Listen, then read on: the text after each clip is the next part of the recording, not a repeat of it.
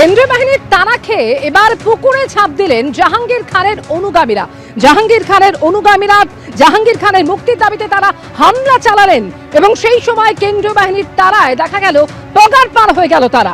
জাহাঙ্গীর খানের স্ত্রীর নেতৃত্বে হামলা চলছিল, সেই সময় কেন্দ্রীয় বাহিনীর তাড়ায় ছবিটা একেবারে বদলে গেল।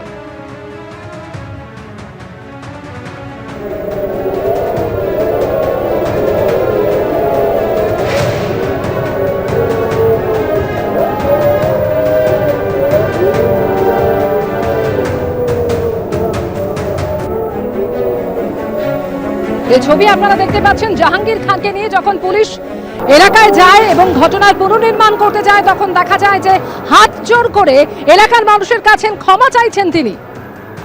এক সময় পুষ্পা বলে নিজেকে যিনি দাবি করেছিলেন, বলেছিলেন পুষ্পা ঝুঁকে গা নেহি, তাকে দেখা গেল এই অবস্থায়। আর তারপরে দেখা গেল আজকের ওই ছবি, যখন তার স্ত্রীর নেতৃত্বে হামলা চালানো হচ্ছিল তখন কেন্দ্রীয় বাহিনীর তাড়া খেয়ে একেবারে পুকুরে ঝাঁপ।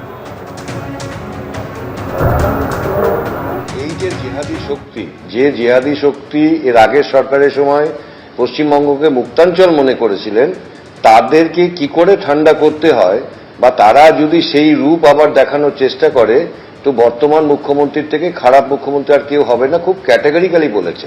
তো খুব স্বাভাবিকভাবে যারা অত্যাচার করছে বা যারা অবরোধ করছিল তাদের সাথে তো জনভিত্তি কিছু ছিল না, জনগণের সমর্থন ছিল না, কেবলমাত্র পুলিশ তাদের সাথে ছিল, মুখ্যমন্ত্রী তাদের সাথে ছিলেন। তো মুখ্যমন্ত্রীর অনুপ্রেরণায়, মুখ্যমন্ত্রীর সাপোর্টে পুলিশকে ব্যাকে নিয়ে তারা এই কাজগুলো করেছেন। তা আজকে যখন আইনের শাসন চলছে, আজকের সরকারের পুলিশ যখন এই যারা দুষ্কৃতকারী, এই যারা ক্রিমিনাল, তাদেরকে যখন লাঠিচার্জ করছে, তো তারা জলে ঝাঁপ দিচ্ছে আর সাধারণ মানুষ আনন্দিত হবে, এটাই তো আইনের শাসন।